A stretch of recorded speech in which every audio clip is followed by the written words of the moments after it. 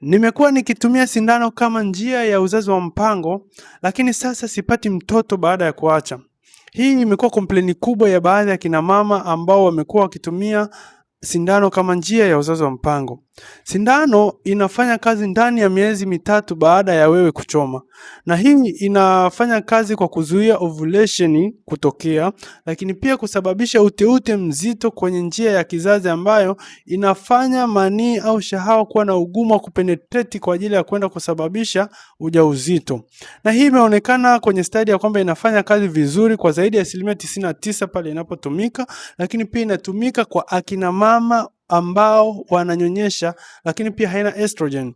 Na baadhi ya changamoto ambazo zimekuwa zikiwatokea watu ni kama ifuatavyo. Moja, imekuwa ikionyesha kwa baadhi ya watu ya kwamba wanapata uzito mkubwa au inanenepesha mno baada ya mtu kuanza kuitumia, lakini pia inaleta mvurugano wa hedhi kwa ujumla.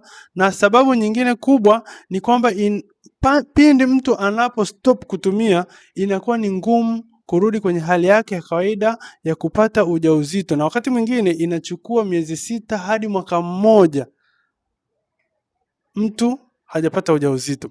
Share uzoefu wako hapo chini kwa wewe ambaye ushaitumia aina hii ya uzazi wa mpango ili watu wengi wapate kujifunza. Na kama ujumbe huu umeupenda na umekuelimisha, basi like, share na kucomment ili uwafikie watu wengi zaidi na wapate kusaidika.